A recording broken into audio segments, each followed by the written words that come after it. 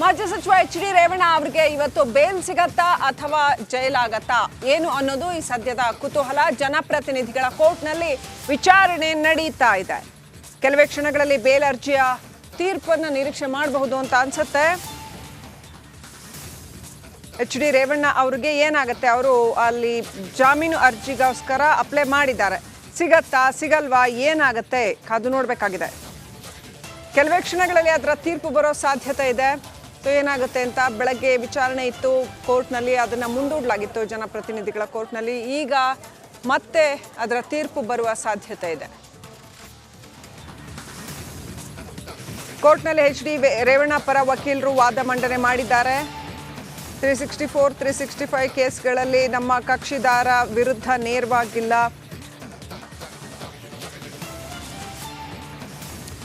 So ನಿರೀಕ್ಷಣಾ ಜಾಮೀನು ಮಂಜೂರು ಆಗಲೇಬೇಕು ಅನ್ನೋದಕ್ಕೆ ಏನೆಲ್ಲ ಅಂಶಗಳನ್ನ ಬೇಕೋ ಅದನ್ನ ಲಾಯರ್ ಕೋರ್ಟ್ನಲ್ಲಿ ಪ್ರೆಸೆಂಟ್ ಮಾಡಿದ್ದಾರೆ.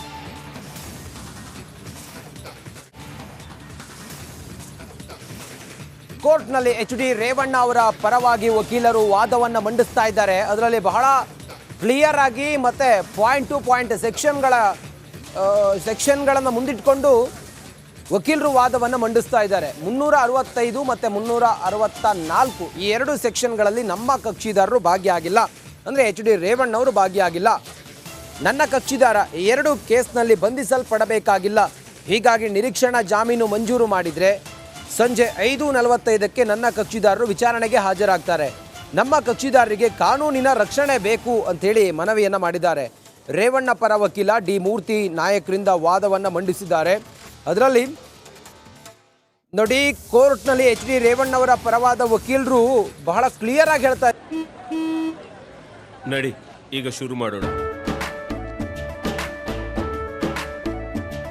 ಕೇಸರಿಯಿಂದ ಮನೋಲ್ಲಾಸ ಮನಸ್ಸು ಮತ್ತೇರಿ ಕುಣಿದಾಡಿದೆ ನೋಡು, ಮನಸ್ಸು ಮತ್ತೇರಿ ಕುಣಿದಾಡಿದೆ ನೋಡು.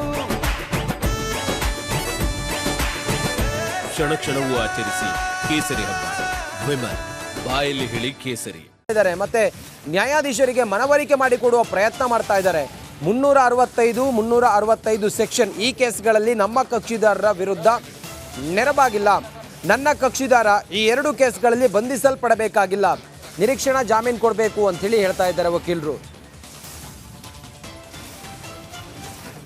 ಆರೋಪಿ ಪ್ರಬಲವಾಗಿದ್ದಲ್ಲಿ ಆತ ಸಾಕ್ಷ್ಯವನ್ನ ತಿರುಚಬಹುದು ಅಂತ ಉಲ್ಲೇಖಿಸಲಾಗಿದೆ. ಇನ್ನು ಈ ಪ್ರಕರಣದಲ್ಲಿ ಲೀಗಲ್ ಸಿಸ್ಟಮ್ ಅನ್ನೇ ತಿರುಚಬಹುದು, ಏನ್ ಬೇಕಾದ್ರೂ ಮಾಡಬಹುದು ಪ್ರಭಾವಿ ಆಗಿದ್ದಲ್ಲಿ ಅನ್ನುವಂಥದ್ದು. ಮತ್ತೊಬ್ಬ ಆರೋಪಿ ಹಲವರಿಗೆ ಲೈಂಗಿಕ ಕಿರುಕುಳ ನೀಡಿದ್ದಾನೆ. ಇವರು ರೇವಣ್ಣ ಬಗ್ಗೆ ಆಕ್ಷೇಪಣೆ ಸಲ್ಲಿಸಿದ್ದಾರೋ ಅಥವಾ ಪುತ್ರನ ಬಗ್ಗೆಯೋ ಅನ್ನುವಂಥದ್ದು ಈಗ ರೇವಣ್ಣ ಪರ ವಕೀಲರಿಂದ ಎಸ್ಐಟಿ ಆಕ್ಷೇಪಣೆಗೆ ಪ್ರತಿವಾದ ಮಂಡನೆ ಆಗಿದೆ. ಇವರು ಆಕ್ಷೇಪಣೆ ರೇವಣ್ಣ ಅವರ ಬಗ್ಗೆ ಸಲ್ಲಿಸಬೇಕಾಗಿತ್ತು, ಆದರೆ ಇಲ್ಲಿ ಪ್ರಜ್ವಲ್ ರೇವಣ್ಣ ಬಗ್ಗೆ ಉಲ್ಲೇಖ ಮಾಡಿದ್ದಾರೆ. ಅಲ್ಲದೆ ಆ ಪ್ರಕರಣಕ್ಕೂ ಇದಕ್ಕೂ ಲಿಂಕ್ ಇದೆ ಅಂತ ಹೇಳಿದ್ದಾರೆ ಅಂತ, ಅಂದ್ರೆ ಲಿಂಕ್ ಇಲ್ಲ ಅನ್ನೋ ಅರ್ಥದಲ್ಲಿ ರೇವಣ್ಣ ಪರ ವಕೀಲ ಡಿ ಮೂರ್ತಿ ನಾಯಕ್ ವಾದ ಮಂಡನೆ ಮಾಡಿದ್ದಾರೆ. ಮೂರ್ತಿ ನಾಯಕ್ ಹೇಳ್ತಾ ಇರುವಂಥದ್ದು ಏನು ಅಂತಂದ್ರೆ, ಎಸ್ಐಟಿ ಈಗ ಹೇಳಿದೆ ಇವರು ಪ್ರಭಾವಿ ಆರೋಪಿಗಳು, ಇವರು ಸಾಕ್ಷ್ಯವನ್ನ ತಿರ್ಚಬಹುದು, ಇವರು ಲೀಗಲ್ ಸಿಸ್ಟಮ್ ಅನ್ನೇ ತಿರ್ಚಬಹುದು ಅಂತ ಹೇಳಿದೆ. ಜೊತೆಗೆ ಎಸ್ಐಟಿ ಹೇಳಿರ್ತಕ್ಕಂಥದ್ದು ಪ್ರಜ್ವಲ್ ರೇವಣ್ಣ ಪ್ರಕರಣಕ್ಕೂ ಈ ಪ್ರಕರಣಕ್ಕೂ ತಳುಕು ಹಾಕಿದೆ ಅಂತ. ಆದರೆ ರೇವಣ್ಣ ಪರ ವಕೀಲ ಮೂರ್ತಿ ನಾಯಕ್ ಹೇಳ್ತಾ ಇರುವಂಥದ್ದು, ವಾದ ಮಂಡನೆ ಮಾಡಿರುವಂಥದ್ದು, ಈ ಎರಡೂ ಪ್ರಕರಣ ಬೇರೆ ಬೇರೆ ಅಂತ.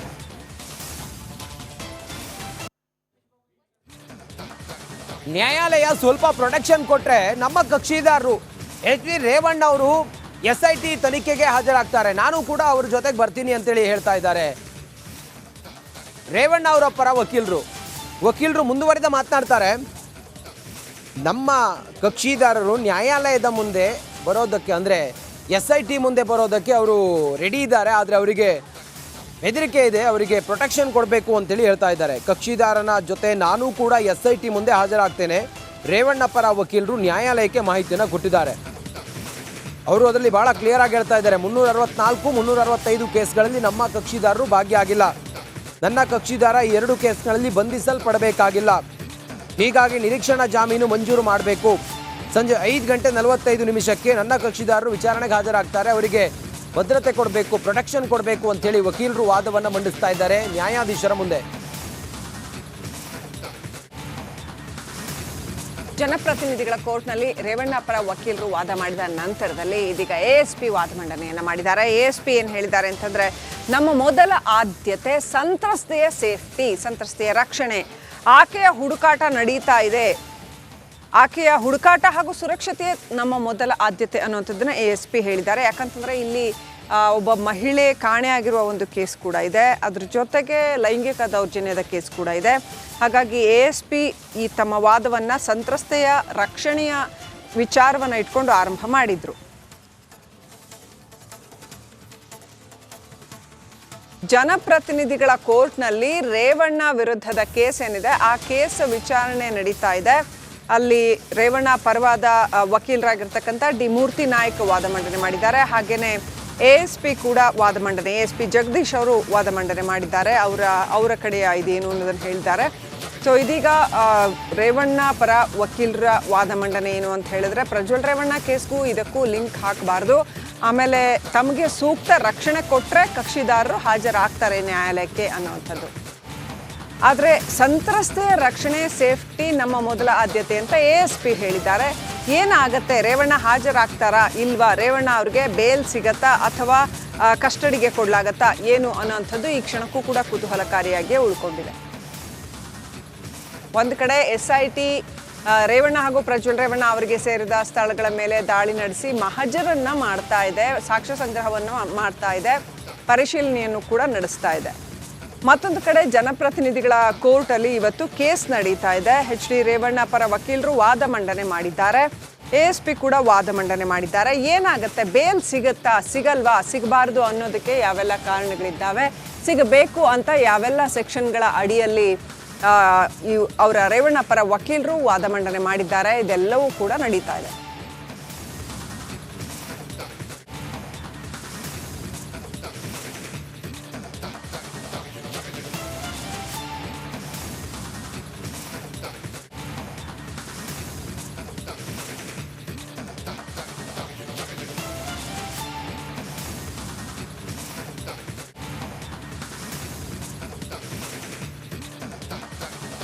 HD ರೇವಣ್ಣ ಅವರು ಸಂಜೆ 5:45 SIT ಅಧಿಕಾರಿಗಳ ಮುಂದೆ ತನಿಖೆಗೆ ಹಾಜರಾಗ್ತಾರೆ ಹಿಂಗಂತೇಳಿ ಹೇಳಿರೋದು ವಕೀಲರು.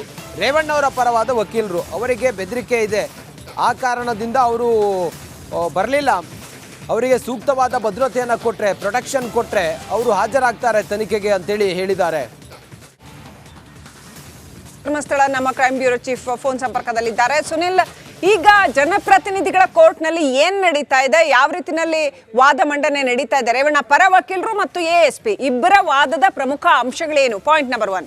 ಪಾಯಿಂಟ್ ನಂಬರ್ 2, ಈಗ ಪರಿಸ್ಥಿತಿಯನ್ನ ನೋಡಿದ್ರೆ ರೇವಣ್ಣ ಅವರಿಗೆ ಜೈಲ್ ಆಗತ್ತಾ ಅಥವಾ ಅಂದ್ರೆ ಕಸ್ಟಡಿಗೆ ತಗೋತಾರಾ ಅಥವಾ ಬೇಲ್ ಸಿಗಬಹುದಾದ ಸಾಧ್ಯತೆ ಇದೆಯಾ?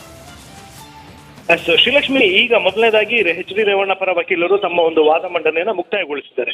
ಇವರು ತಮ್ಮ ವಾದ ಮಂಡನೆಯಲ್ಲಿ ಹೇಳಿರುವಂತಹ ಪ್ರಮುಖ ವಿಚಾರಗಳು ಅಂತ ಹೇಳಿದ್ರೆ, KR ನಗರ ಠಾಣೆಯಲ್ಲಿ ದಾಖಲಾಗಿರುವಂತಹ ಪ್ರಕರಣಕ್ಕೆ ಸಂಬಂಧಪಟ್ಟಂತೆ IPC ಸೆಕ್ಷನ್ 364A ಮತ್ತು 365 ದಾಖಲು ಮಾಡಲಾಗಿದೆ. ಆದ್ರೆ ಎಲ್ಲೂ ಕೂಡ ನೇರವಾಗಿ HD ರೇವಣ್ಣ ಇದರಲ್ಲಿ ಇನ್ವಾಲ್ವ್ ಆಗಿದ್ದಾರೆ ಅನ್ನುವಂಥದ್ದನ್ನ ಆರೋಪವನ್ನ ಮಾಡಿಲ್ಲ ಅನ್ನುವಂಥದ್ದು ಪ್ರಮುಖ ವಿಚಾರ.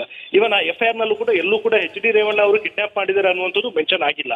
ಅವರ ಜೊತೆಗಿದ್ದಂಥವ್ರು ಮಾಡಿದ್ದಾರೆ ಅನ್ನುವಂಥದ್ದು ಇದ್ದಾರೆ ಹೊರತುಪಡಿಸಿ ನೇರವಾಗಿ ನಮ್ಮ ಕಕ್ಷಿದಾರರು ಮಾಡಿದ್ದಾರೆ ಅನ್ನುವಂಥದ್ದಿಲ್ಲ. ಹಾಗಾಗಿ ಇವರಿಗೆ ಜಾಮೀನನ್ನು ಕೊಡಬೇಕು ಅನ್ನುವಂಥದ್ದು HD ರೇವಣ್ಣ ಪರ ವಕೀಲರು ಸಲ್ಲಿಸಿರುವಂತಹ ಮನವಿ. ಇದಕ್ಕೆ ಸಂಬಂಧಪಟ್ಟಂತೆ ಹಲವಾರು ಸುಪ್ರೀಂ ಕೋರ್ಟಿಗೆ ಸಲ್ಲಿಕೆ ಆಗಿರುವಂತಹ ನಿದರ್ಶನಗಳನ್ನು ಕೂಡ HD ರೇವಣ್ಣ ಪರ ವಕೀಲರು ಈಗ ಕೋರ್ಟಿಗೆ ಸಲ್ಲಿಕೆ ಮಾಡಿದ್ದಾರೆ. ಮತ್ತೊಂದು ಕಡೆಯಲ್ಲಿ ಅವರಿಗೆ ಜಾಮೀನು ಸಿಗುತ್ತಾ ಅಥವಾ ಅವರು ಅರೆಸ್ಟ್ ಆಗ್ತಾರೆ, ಈ ಒಂದು ಪ್ರಶ್ನೆಯನ್ನ ನೋಡ್ತಾ ಹೋದ್ರೆ ಈ ಒಂದು ಪ್ರಕರಣಕ್ಕೆ ಸಂಬಂಧಪಟ್ಟಂತೆ ಈಗ ಅಂತಿಮವಾಗಿ ಜಡ್ಜ್ ಯಾವ ರೀತಿಯ ಒಂದು ನಿರ್ಧಾರವನ್ನ ಕೈಗೊಳ್ಳುತ್ತಾರೆ ಅನ್ನುವಂಥದ್ರ ಮೇಲೆ ಡಿಪೆಂಡ್ ಆಗಿದೆ. ಯಾಕಂತ ಹೇಳಿದ್ರೆ ಸಾಮಾನ್ಯವಾಗಿ 365 ಮತ್ತು 365A ಈ ಎರಡು IPC ಸೆಕ್ಷನ್ಗಳಿಗೆ ಸಂಬಂಧಪಟ್ಟಂತೆ ನೋಡಿದ್ರೆ ಎರಡೂ ಕೂಡ ಕಿಡ್ನಾಪ್ ಕೇಸ್. ಆದ್ರೆ 365A ತುಂಬಾನೇ ಗಂಭೀರವಾದಂತಹ ಒಂದು ಸೆಕ್ಷನ್.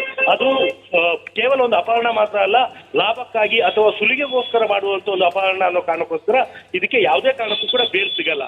ಆ ನಿಟ್ಟಿನಲ್ಲಿ ನೋಡೋದಿದ್ರೆ ಇವತ್ತು ಏನೇ ವಾದ ಮಂಡನೆ ಮಾಡಿದ್ರು ಕೂಡ ಈ ಸೆಕ್ಷನ್ ಗಳನ್ನ ಅಪ್ಲೈ ಮಾಡಿರೋದ್ರಿಂದಾಗಿ ಜಾಮೀನು ಸಿಗುವಂತಹ ಸಾಧ್ಯತೆ ಕಡಿಮೆ ಇದೆ ಅಂತ ಹೇಳ್ಬೋದು.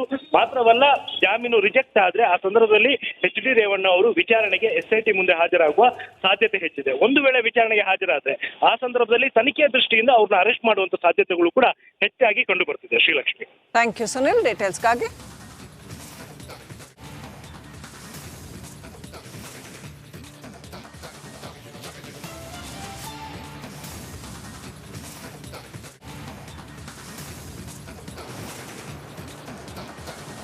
ಇನ್ನು ರೇವಣ್ಣ ಅವರ ನಿವಾಸದಲ್ಲಿ ಏನು ಮಹಜರು ಪ್ರಕ್ರಿಯೆ ನಡೆದಿದೆ, ಈ ಮಹಜರು ಪ್ರಕ್ರಿಯೆ ವಿಚಾರಕ್ಕೆ ಸಂಬಂಧಪಟ್ಟಂತೆ ಅಂತಿಮ ಘಟ್ಟವನ್ನು ತಲುಪಿರೋದು ಒಂದು ಕಡೆ ಆದರೆ SIT ತಂಡ ಈಗ ಮತ್ತೊಂದು ಪ್ಲ್ಯಾನನ್ನು ಮಾಡ್ಕೊಂಡಿರೋದು. ಆ ಪ್ಲ್ಯಾನ್ ಏನಂತಂದರೆ ಸ್ಥಳಕ್ಕೆ ಇಂಜಿನಿಯರ್ ಒಬ್ಬರನ್ನ ಕರೆಸಿ ಮನೆಯ ಸ್ಕೆಚ್ ಹಾಕಿಸೋದಕ್ಕೆ ಮುಂದಾಗ್ತಾ ಇದೆ ಅನ್ನುವಂಥ ವಿಚಾರ. ಇಡೀ ರೇವಣ್ಣ ನಿವಾಸವನ್ನು SIT ಅಧಿಕಾರಿಗಳ ತಂಡ ಈಗಾಗಲೇ ಜಾಲಾಡಿದೆ. ಅಂತಿಮ ಪ್ರಕ್ರಿಯೆ ಅನ್ನುವಂತೆ ಟೈಪ್ ಕೂಡ ಮಾಡ್ತಾ ಇದ್ರು, ಈ ಮಹಜರ್ನ ಒಂದು ಭಾಗ ಅನ್ನುವಂತೆ. ಈಗ ಮತ್ತೊಂದು ಅಪ್ಡೇಟ್ ಲಭ್ಯ ಆಗ್ತಾ ಇರೋದು ಏನಂತಂದರೆ ಎಂಜಿನಿಯರ್ ಒಬ್ಬರನ್ನ ಕರೆಸೋದಕ್ಕೆ SIT ಪ್ಲ್ಯಾನ್ ಮಾಡಿಕೊಂಡಿದೆ. ಮನೆ ಸ್ಕೆಚ್ ಮಾಡಿಸೋದಕ್ಕೆ ಅಧಿಕಾರಿಗಳು ಮುಂದಾಗಿದ್ದಾರೆ. 3 ಸರ್ಕಾರಿ ಎಂಜಿನಿಯರ್ಗಳ ಆಗಮನ ಈಗಾಗಲೇ ಆಗಿದೆ. ಈಗ ಮತ್ತೊಂದು ಅಪ್ಡೇಟ್ ಲಭ್ಯ ಆಗ್ತಾ ಇರೋದು 3 ಸರ್ಕಾರಿ ಎಂಜಿನಿಯರ್ಗಳ ಆಗಮನ ಆಗಿದೆ. ಎಂಜಿನಿಯರ್ಗಳಿಂದ ಮನೆ ಸ್ಕೆಚ್ ಮಾಡಿಸ್ತಾರೆ ಈ ಟೀಮ್. ಹಂತ ಹಂತವಾಗಿ ಯಾವ ರೀತಿ ಮಹಜರ್ ನಡೀತಾ ಇದೆ ಅನ್ನೋದ್ರ ಬಗ್ಗೆ ಇದೇ ಸ್ಪಷ್ಟ ಉದಾಹರಣೆಯನ್ನು ನೀಡ್ತಾ ಇದೆ.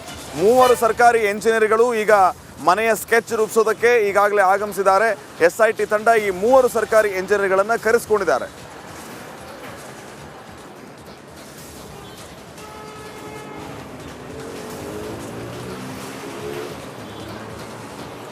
ನೋಡಿ, ಹೊಳೆನರಸೀಪುರದ ರೇವಣ್ಣ ಅವರ ನಿವಾಸದಲ್ಲಿ ಏನೆಲ್ಲ ನಡೀತು ಅನ್ನೋದ್ರ ಬಗ್ಗೆ ನಾವೀಗಾಗಲೇ ಮಾಹಿತಿಯನ್ನು ನೀಡ್ತಾ ಇದ್ವಿ. ನಿರಂತರವಾಗಿ ನಿಮ್ಮ ರಿಪಬ್ಲಿಕ್ ಕನ್ನಡ ಈ ಬಗ್ಗೆ ವರದಿಯನ್ನು ಕೊಡ್ತಾ ಇದೆ. ಬೆಳಿಗ್ಗೆ 7:30ಕ್ಕೆ ಹೊಳೆನರಸೀಪುರ ಪೊಲೀಸ್ ಠಾಣೆಗೆ SIT ಟೀಮ್ ಕರೆ ಮಾಡುತ್ತೆ. 11 ಗಂಟೆ ಸುಮಾರಿಗೆ ಮಹಜರಿಗೆ ಬರೋದಾಗಿ ತಿಳಿಸುತ್ತೆ.